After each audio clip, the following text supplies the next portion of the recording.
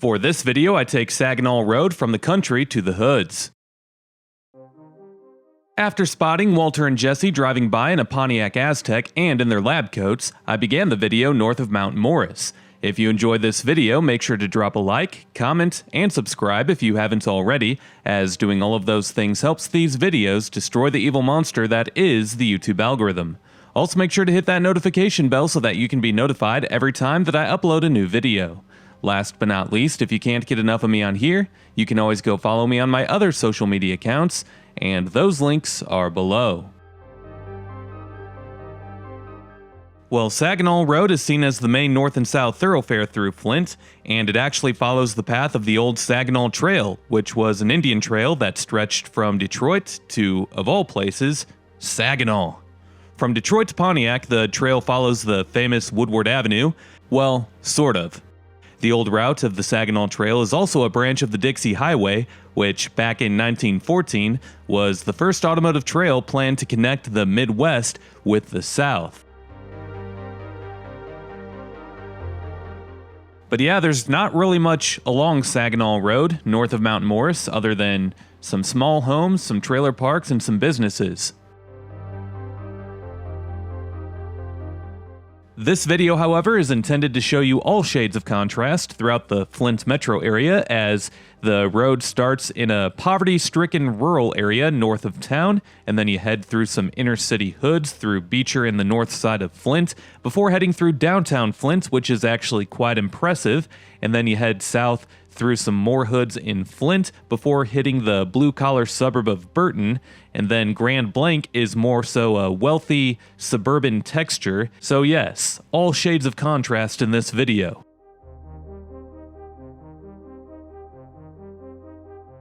Here, Saginaw Road serves as the boundary between Genesee and Mount Morris townships, and the first place that we come across, just up ahead, is the city of Mount Morris, in which the city isn't so bad, as it's just a small town, even though most of its buildings in downtown are empty.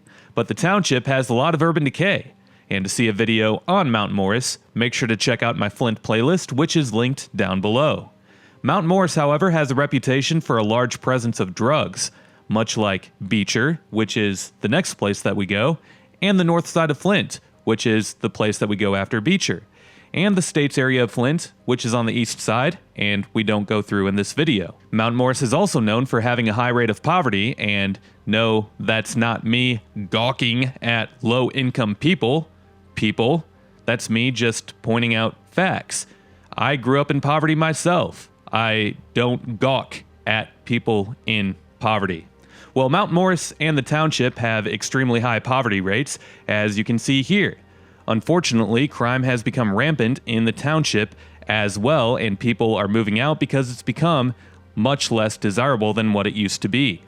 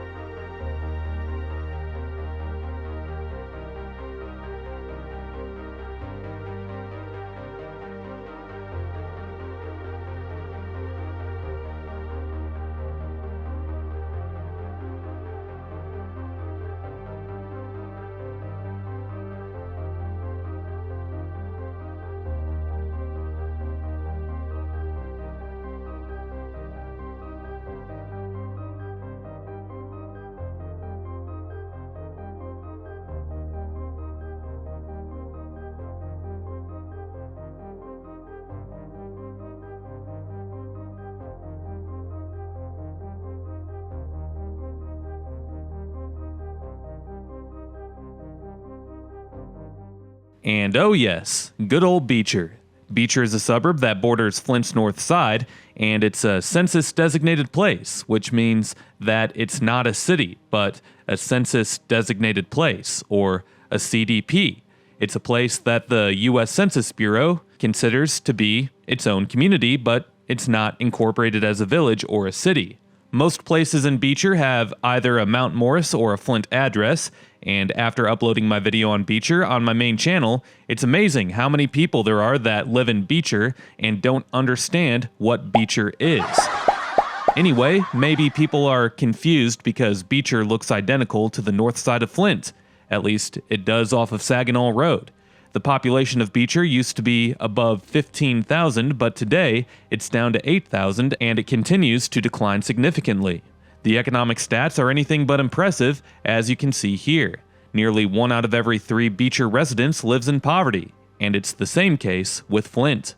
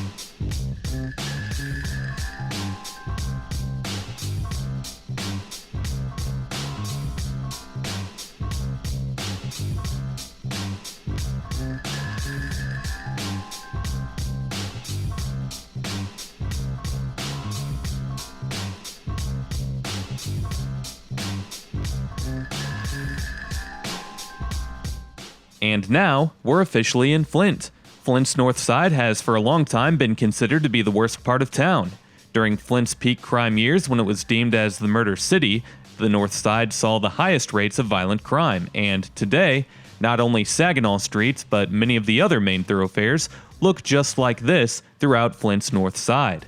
The water crisis, which began in 2014, only accelerated the abandonment and the blight that we see here today. During Flint's economic heyday, the vehicle city was considered to be one of, if not the wealthiest cities in the country. Flint's schools were top-notch and were among the best. The city saw a peak population of nearly 200,000 in 1960, but today, the population is down to an estimated 80,000, and Flint isn't likely to see population growth anytime soon. And soon, Flint will have even lost a higher percentage of its peak population than Detroit, as Detroit's population decline has slowed down some, while Flint's has accelerated in recent years, mostly due to the water crisis. Lastly, here's the overall economic stats for Flint today.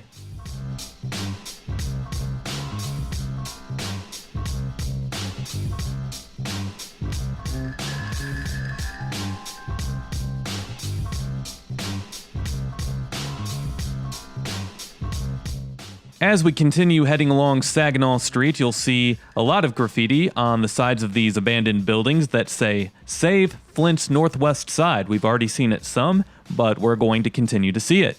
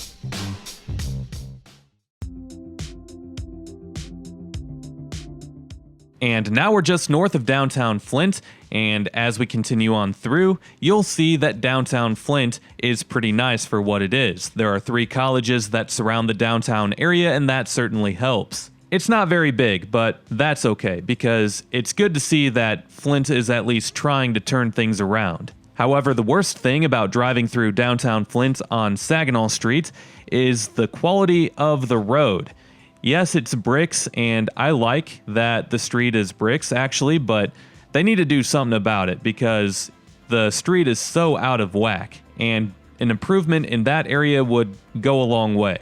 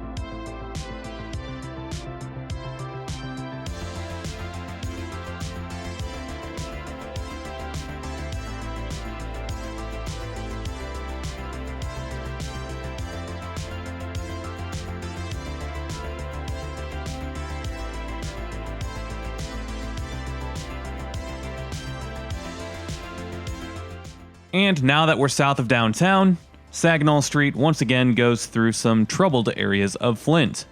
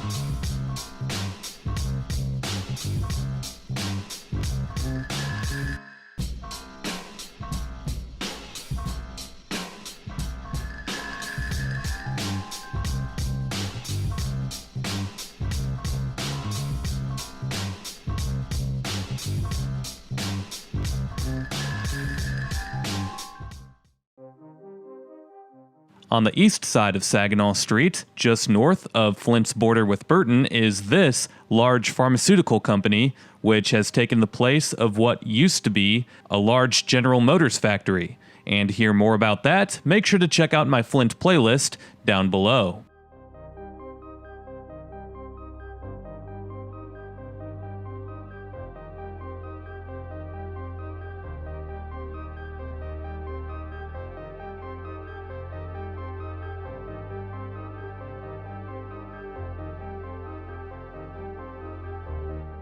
And now we're in Big Bad Burton. Or actually, as the locals call it, Burt-tucky. There's an annual festival here called the Burt-tucky Days. No joke. Well, anyway, Burton is a blue-collar Flint suburb that has started to see some decline in areas, while other areas of town are seeming to be doing all right. It all depends on what school district you're in the city of Burton. And for a video on Burton, check out my main channel or check out the Flint playlist down below. With that said, here are the economic stats.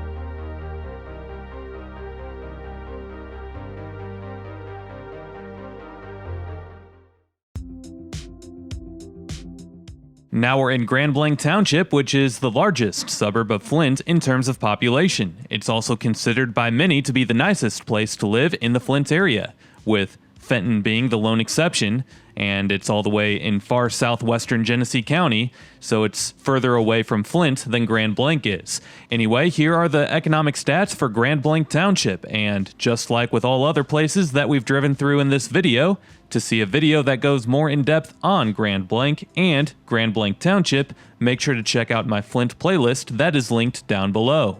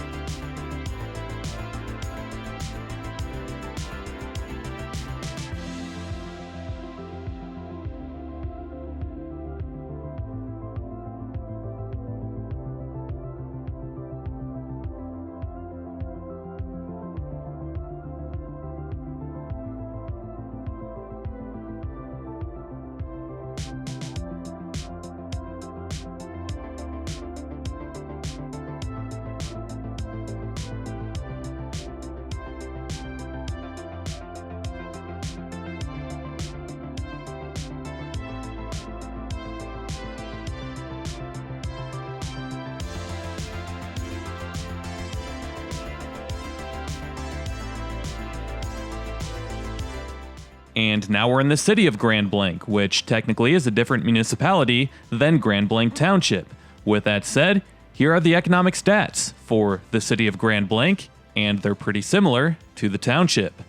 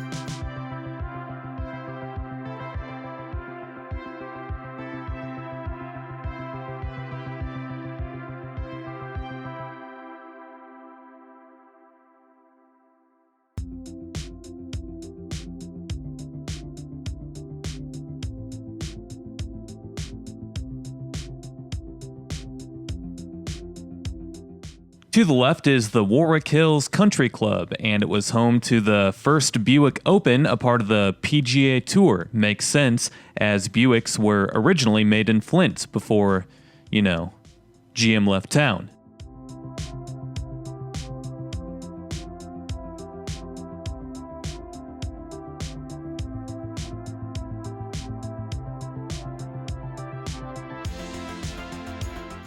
Alright, well in this video you saw all shades of contrast of the Flint metro area, as Saginaw Road from the north side starts in a more poor rural area before heading through some inner city hoods, and then we saw downtown Flint, and then we passed through some more troubled areas on the south side of Flint before entering the blue-collar suburb of Burton, before entering one of the better places to live in the area in Grand Blanc.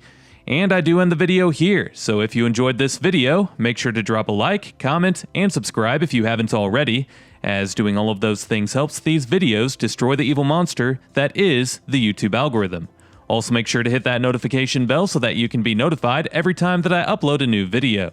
If you enjoyed this video, then you might enjoy checking out some of the featured playlists on this channel. Videos with amazing insights on other places like what you saw here can be found in my Flint playlist or in my Michigan playlist. Last but not least, if you can't get enough of me on here, you can always go follow me on my other social media accounts, and those links are below. We'll see you next time. Peace!